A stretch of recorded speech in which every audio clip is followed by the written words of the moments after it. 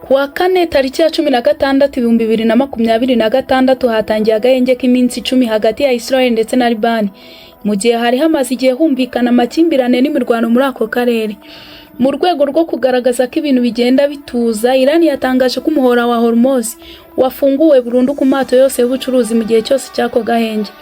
Nk'uko byemejwe na Minisitiri w'Ububanyi n'Amahanga wa Iran Abbas Araghchi, uyu muhora ni ingenzi cyane ku bucuruzi bw'isi cyane cyane mu bijyanye na peteroli, bityo gufungurwa kwawo bikaba ari inkuru ikomeye ku isi yose.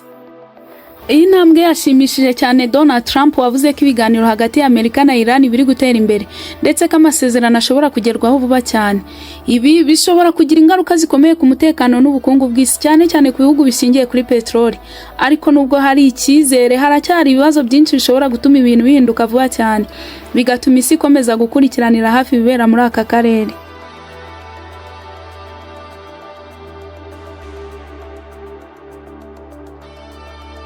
Minisitiri w'Ububanyi n'Amahanga wa Iran yatangaje ko umuhora wa Hormuz wongeye gufungurwa burundu ku mato y'ubucuruzi. Bivuze ko amato atwara peteroli n'ibindi bicuruzwa ashobora kongera kunyuramo nta nkomyi. Donald Trump yishimiye iki cyemezo abinyujije ku rubuga rwe rwa Truth Social kuko bigaragaza ko umutekano uri kugenda ugaruka. Ibi byatumye igiciro cya peteroli kigabanuka. Iyo ubucuruzi bwisanzuye, ibiciro biramanuka. Ariko Trump yavuze ko ingabo za Amerika zizakomeza gukumira kugeza igihe hazabonekera amasezerano na Iran. Bivuze ko ibintu bitaratuza neza burundu. Perezida w'Ubufaransa Emmanuel Macron yatangaje ko hazashyirwaho itsinda mpuzamahanga ridafite aho ribogamiye. Nyuma y'inama yabereye kuri internet yahuje ibihugu 49 irimo n'abayobozi bakuru b'Ubwongereza, Ubutaliyani ndetse n'Ubudage. Ntego y'iri tsinda rimaze kwitabirwa n'ibihugu bigera ku 10 ni ukurinda umutekano w'amato anyura mu muhora wa Hormuz igihe ibintu bizaba byamaze gutuza. Indi nama kandi iteganyijwe mu cyumweru gitaha i Londres, izibanda ku gutegura neza uko ibikorwa bya gisirikare bizakorwa muri uwo mugambi.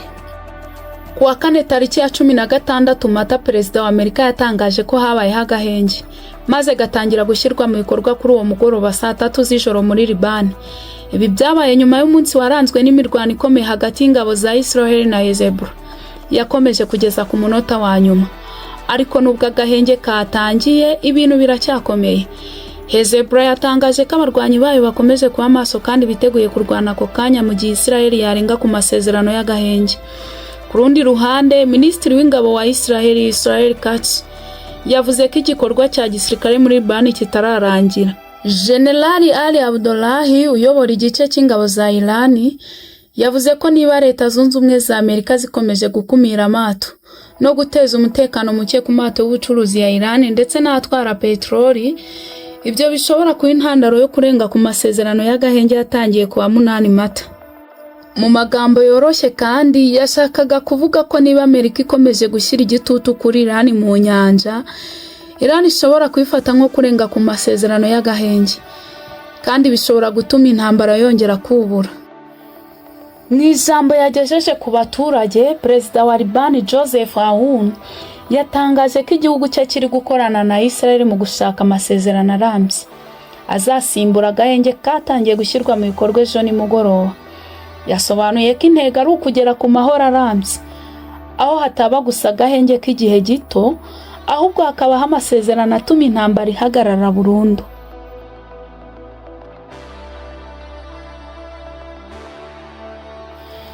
Yavuze ko igihugu kiri kwinjira mu cyiciro gishya cy'inzibacyuho kigamije kugera ku masezerano arambye azarinda uburenganzira bw'abaturage, ubumwe bw'igihugu n'ubusugire bwacyo.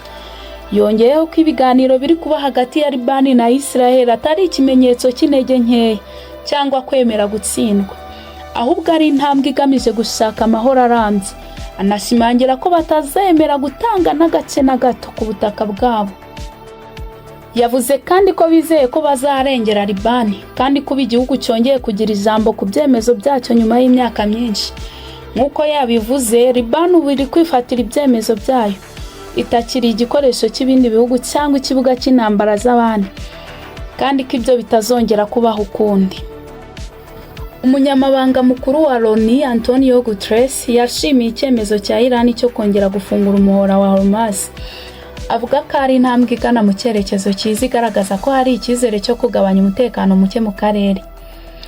Ariko ku rundi ruhande, amakuru avuga ko kuwa gatanu abakarudi 3 bakomoka muri Iran bishwe mu bitero by'indege zitagira abapilote ndetse n'amasasu ya roketi byabereye mu majyaruguru ya Iraq mu gace kigenga ka Kurdistan.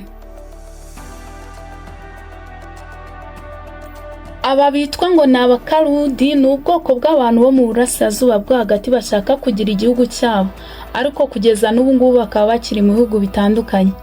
Aho batuye hakunze kwitwa Kurdistan. Umutwe w'abatavuga rumwe na leta ya Iran wavuze ko ibyo bitero byagabwe na Iran ugamije ibirindiro by'abasivile bagize ishyaka ryo muri ubu bwoko.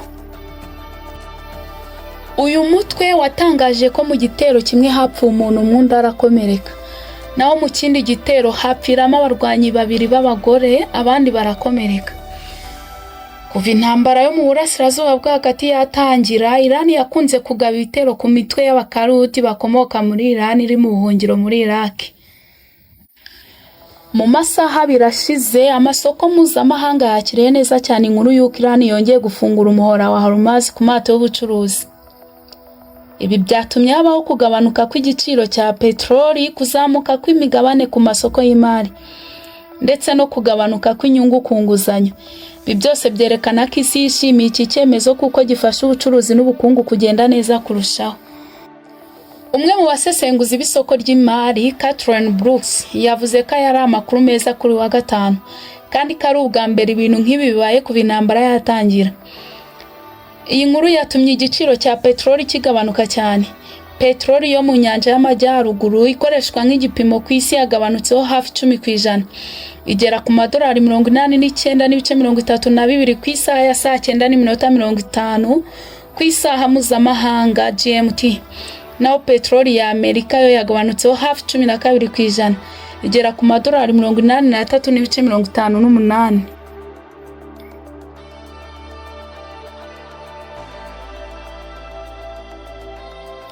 Yitwa Nelly Wilson we yagize ati, ibi ni inkunga ikomeye cyane ku masoko y'imari, kandi ko bifatwa nko kugabanuka gukomeye k'umutekano muke mu karere.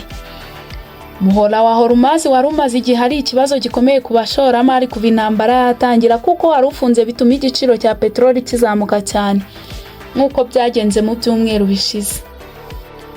Perezida Donald Trump yatangaje ko amasezerano hagati ya Amerika na Iran ari hafi cyane kuboneka. Mu kiganiro yagiranye n'itangazamakuru rya AFP, yavuze ko nta mbogamizi zikomeye zisigaye zatuma ayo masezerano atagerwaho.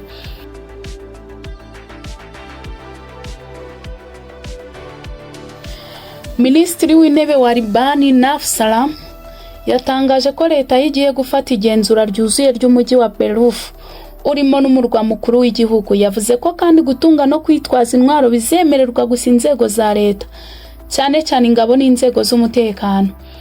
Mu butumwa yashyize ku rubuga rwe rwa X, yavuze ko ibi bigamije kurinda umutekano w'abaturage n'ibyabo. Yongeyeho ko icyo ari icyemezo kitazahinduka kandi kizashyirwa mu bikorwa mu buryo bukomeye.